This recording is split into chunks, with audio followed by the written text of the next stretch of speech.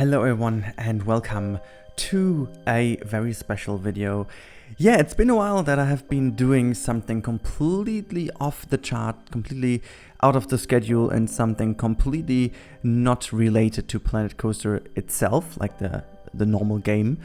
You know, I've had the series running of Isla Pali, which is still ongoing, and you can already hear from the mystical music in the background that this is something rather different today. And you've seen that potentially already from the thumbnail. I mean, that's potentially the reason why you clicked on this video, hopefully. And today's video is bringing together the likes of Planet Coaster and Planet Zoo, but in a completely different and creative way. So this project is something I've been working on for the past 1.5-ish weeks. I had the idea, weeks, by the way, I don't know what my voice did here. I had the idea to bring together those two franchises, which are actually one franchise, and it's the Planet franchise. But I had several ideas. I wanted to do something like creating a planet that is on the one half having a coaster, and on the other half is basically having an enclosure on it. The problem being is that this was a little bit too close to Sylph's Planet Coaster, and I didn't want to rip that off, and I wanted to create something unique, something that is really nice looking, something mystical, something that also can be done as a blueprint. And with this moment over here, you can download the blueprint of this build in the description below, or just go to the workshop and find Rudi Rennkamel. This is where this blueprint is located, and you can check it out yourself, because there's it's quite hard to display this on the video. You have to see that in the game to be able to move around. So what I did here is, and you know, there's no reason to basically spoil this once this wonderful song in the background starts playing, I made this gigantic tree-like creature, I should say, and this one is holding in one hand some items from Planet Zoo and Planet Coaster, which actually everything is Planet Coaster in here, but we have some of the animatronics in the game are very likely to what Planet Zoo has in the game. So we have the hippo, and in the end you will also see a crocodile, and on the other hand you will have the two logos, the two planets with their respective logo to it, so that you can really see that this man or this creature is holding the franchise together. So this is, I would call it the Planet Man, because this is he's featuring like water, wood, like, you know, being a tree, featuring rock. His feet, as you will see later on, I will talk about this once we are there, his feet are actually featuring some rock, so as if he would kind of arise from the rock structure in the ground. And yeah, I'm just fairly happy with how it turned out in the end. You can see that this technique I used here is something I have also used with my elephant statues I made for Kuali Beach. It's actually, I used the simple art shapes to basically create a position. It's more like if you go into actual 3D modeling, it's a little bit like the pose mode, but since we don't really have a pose mode here, I use something that is pretty easy to edit, and this is why I use these simple art shapes. And I'm always using the same item. It depends on how big or how small the overall scene should be, or the statue or whatever should be. I'm you know, varying the size, but I'm always using this roundish oval piece over here, because this one is easy to make a skeleton. It kind of helps you to create also. Wow, what was that? Okay, I think you guys could have heard that as well. So it's pretty stormy outside, and I'm just going to make this little excursion here because damn it, I was actually fearing what that was, and it appeared that someone left his door open in the floor, and I don't know, it completely scattered now. It's not in our flat, but it was downstairs, and I just heard that slamming or like crashing noise there, and was just going to help them. But wow, it is just insane. That was pretty crazy, because you get, I just listened back to it. You can actually hear that in the recording, which is weird because the microphone actually is pretty good and pretty nicely put here, so that there is not too much distortion going on. Anyways, let's go back to the build. So, as I said, I use all these simple art shapes to create a pose to make sure if the proportions are right, if I like the overall position of the statue, and it really always helps you to get a feeling of it, and you can easily manipulate these things. Then one thing I did here, I made this completely wrong in the beginning. I used path, but then I remembered that you can't include path into blueprints, and that's why I used this coaster to make sure that the supports of this flat ride do disappear. I also planned to make like a little coaster over there, but I just found this to be too small and too tiny to cramp a coaster in there. I didn't really want to do this, so I decided to go for this tiny flat ride. It's basically also the smallest flat ride we have in the game, so that's why I did it that way. And in the end, I have to say it really is the best idea I could ever have, because this is simply what I needed to do. Anyways, from now on, the whole build will be pretty much focused on getting the overall creature right. And as you can see, I used mainly these jungle root pieces over here. The reason for this is, and I tried several designs, which I didn't include in the recording because it's long enough anyways, and there is so much more of me testing around.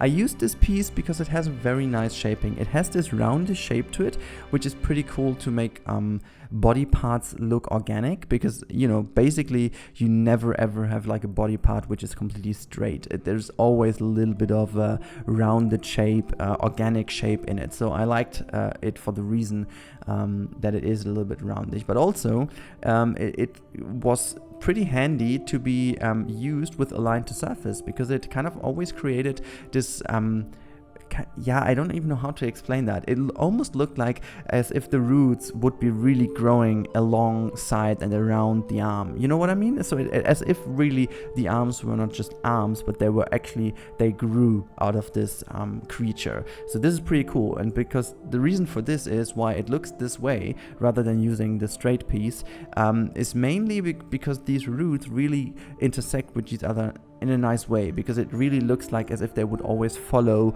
a line, which is pretty cool. And so this is why I decided to go for this piece. And as you can really nicely tell from the right arm, which on the screen is the left arm if you're looking from the front, you can really nicely see how it looks as if the roots would be growing from the shoulder down to the hand and then into the fingers. And that's exactly what I wanted to create. I wanted to create this feeling of a very majestic creature, which is also dynamic. You know, that this little thing I wanted to create should also be dynamic. I didn't want to make a statue that is really looking like if it would be completely, you know, non-moving. I mean, it's this one's also basically static, but I want to make it appear as if it would be moving every second, you know. And there are in art and in creating stuff and in making visuals, there is an easy way of getting in dynamic, and this is basically done by putting some motion lines or kind of motion appearance to your statue. So you can pose a statue in a way that it is totally static. This is like how it is leaning, how it is looking, how it is posing, if you will. That's why it's pose position. And by the way you do it, you can really show how the statue or the figure or the character you're doing has a certain weight to it. So if the weight is pretty low and pretty easy, you know, you have to imagine there is someone standing, and if this someone is standing in a position completely flat, grounded in its feet, no movement in the feet whatsoever, it really doesn't look like if the person would start to move in a second. But if you create something where there's a lot of weight going into one direction, you create a little bit of motion, because our brain works that way, that we expect a thing to happen. So just as a pretty easy example, if you create something that is in the movement of falling down, so that the statue looks like as if it would be falling backwards or forwards, it always looks like in motion, because your brain expects this one to fall down. Honestly, if you use some static material like concrete or like platinum or steel, this feeling of our body is a little bit changed. But the more realistic or the more kind of fantasy-ish you make this, our brain can't really think of a static material, and it kind of adds this idea of motion to it, even though it's not moving. I hope it makes sense for you to explain. It's a little bit harder to explain because this is a very this is on a meta level. You know, it's not really that obvious. And also, you would be wondering what I'm doing over here, because this one is definitely not in a pose of going to move in the next second. But what I'm doing is that it really looks like as if this creature is leaning down towards the spectator and showing him or her off what he's got in his hands, you know? There's really this motion of getting down to you, like getting to you, like opening to you, and you know, it's made by the positioning of the hands, that you really show something to someone. Having open hands always helps. By the way, this is something that's also like a very nice hint, or like a very good thing to think about if you connect with people. Open hands always symbolize that you're open to someone. To be honest, I'm not entirely too much into body language. I did some course on this, but I have to admit that only half of it I do believe in. Like we were actually looking into what we are doing. Like we had some talks, and then they filmed us, and in the end we talked about how we moved and how we behaved, and they analyzed us. For some parts it was really nice, and really it was actually true, but also for some of the other parts it yeah, you know, it's not exactly true. There were some things I think it's maybe interpreting too much into something, but it's, you know, there are some things in life that are absolutely true, and you can't deny. This is for once going towards someone in a nice and friendly way always helps to connect. Whether you're always leaning back from someone, it actually displays that you're disinterested or that you're feeling uncomfortable. You know, these two things are pretty easy, and this is subconsciously done, and you can't really control that, and this is why this is true. Same thing goes for the open hands. Like if you're always having your hands together and leaned back to you, you don't feel comfortable, you don't feel open. But if you open your hands, you just offer someone a hand to hold, you offer someone a hand to grab it, you offer someone the hand to shake it, it always symbolizes that you're open to someone. Anyways, a long explanation for what I'm actually wanting to tell you, and this is making this creature, I still want to call it the planet man. I still want to make it friendly, I want to make it open to someone, I want to make it just display the wonderful franchise of Planet Zoo and Planet Coaster. And this is why I decided for several things. But now we are tackling, I think, the most complicated part of this statue, and this is the face. I was having multiple iterations of this one. God, I can't even tell how many I did. The thing is, I wanted to strictly keep the focus on wooden pieces and on natural pieces. I didn't want to go in with art shapes into the face or whatever. The art shapes were only used to make this overall body, and I also deleted them in the end. But to be completely happy with the face, I needed, like, I don't know, 7, 8, 9 iterations until I found a way where I was pretty happy with it. Then I also changed the graphic settings because I was playing on medium, because if I play Eastern Nepali, I play on medium. But then the lots are a little bit weird, because if this statue, this creature is very, very large. Also, it's even large for Planet Coaster dimensions. And so if you zoom out, the lots are changing. You can't see the shadows so nicely.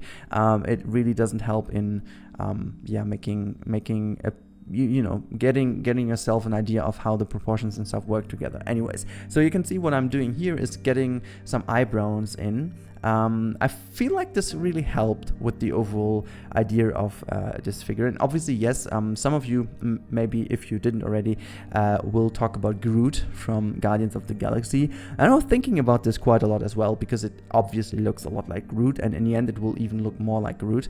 By the way, no nipples for this one. I tried this, but no. Just mentioning over here. But there's, like, if you create something like a character out of wood and looking a little bit like a big tree, you almost always end up at Groot. So yeah, there is definitely a similarity, and yes, there is also some inspiration from Groot, but what should I do? I mean, come on, it's like a humanized tree in a kind of fantasy science fiction movie, so that's pretty close. And I mean, what should I do else? You could also argue that Groot looks pretty similar to the trees of Lord of the Rings. So, that's pretty similar. Also gigantic trees, and yeah, well, anyways. Now, this is what I meant. Now it will look like even more like Groot, because I wasn't happy with the mouse, and so I ended up with the, I think, most easy way to do it, but also with the most appealing way to do it. I also gave him a little bit of a mouth opening where I put some plants in that look nice, and that kind of.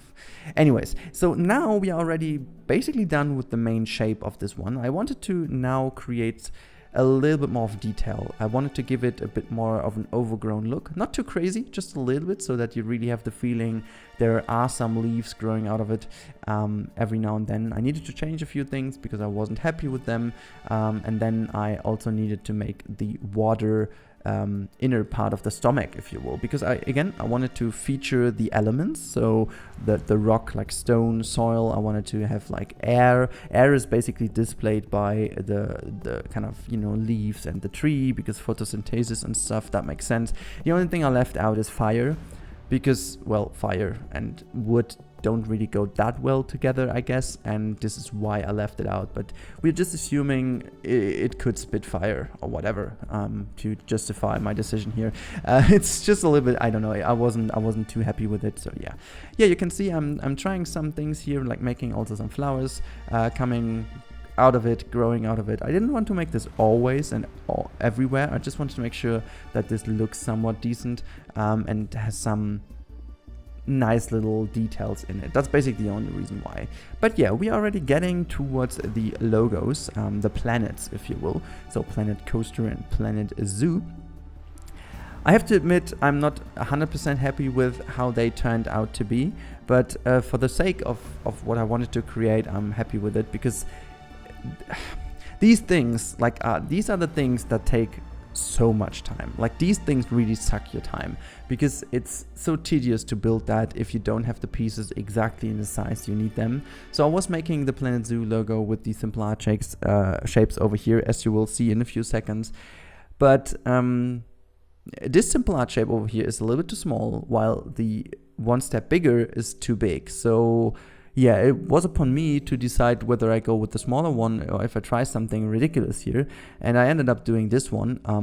I have to say it does the job in the end, but it doesn't do a good job in the end, I have to admit. Like, it's decent, it's okay-ish, but it's not perfect. And that's kind of something that really annoys me. But yeah, well, there is not that big of a chance to make it even better because of just the reasons I just explained. But yeah, as you can see, I did a little bit of a different iteration here. I changed a little bit of the shaping, made it as good as possible with some smaller pieces here and there. But honestly, this tail hugging the logo would need to be a little bit thicker at some points. But it just didn't work. I mean, I could have used some of the rounder-ish pieces, but the problem with those is you can really see where they're intersecting. You have a little bit of Z fighting going on, and all these it's just, I don't like this. I prefer the clean look over this weird intersecting stuff. But yeah, for the Planet Coaster logo, I went for a little bit of a different approach. As you can see, I was testing around if I wanted to have in one hand Planet Coaster and the flat ride, and on the other hand Planet Zoo and the logo, but the problem Planet Zoo and the animals. But the problem is it didn't really work well together, so I decided to go for the zoo and coaster together on the left hand and the logos together in the right hand. That's kind of what I ended up with. And I found this a cool idea to use these logos. I'm still not entirely sure if I am happy with the color choice, because at the end of the day, I was also thinking about making them less saturated and making them like a little bit like also appealing, like they were made out of rock. But I don't know, maybe you guys can get me some feedback on that, if you like them the way they are. I don't know if they might even be a little bit too colorful then in this case, because it's it should be a bit more mystical. So maybe I should have made them just grayish, as if they were like kind of two stones or two mystical planet balls. I don't know. It made sense in terms of the the logos and the kind of recognizability, if that's even a word. How easy you can recognize them. That's the word. There is a word for it, but I can't really think of this word right now. I don't really get it. How is it even called? Whatever. Let's not talk about that and destroy the video by me thinking about a word I will not be able to think of in this moment. Anyways, I didn't want to end this like only with the statue, so I made a little bit of the environment, but this is just very, very, very rough, faking a little bit of an environment here for the cinematics later on. And that's basically about it. Also, if you download the pack, it's only meant to make a little bit, just a little bit nicer, just a little bit more realistic looking, a bit more mystical. And so I was just putting a little bit of a forest here, making the rivers go through, just a tiny bit of soil painting. And we are already getting towards the end of this episode. I really hope you enjoyed this. I really hope you enjoyed that I went a little bit out of my usual realistic oriented stuff and, just into something, I think, old Rudi-like, if you will, something back to the roots. I think that fits pretty good, and it's not even a pun, it's actually meaning what I meant. Back to my strange builds from the very beginning. And here we go. This is the Planet Man, combining the franchises of Planet Zoo and Planet Coaster. I hope you enjoyed it. Let me know in the comments down below if you did enjoy, and then I'm more than happy to welcome you in the next episode of whatever you prefer to watch. So, see you next time and have a great day. Bye, guys.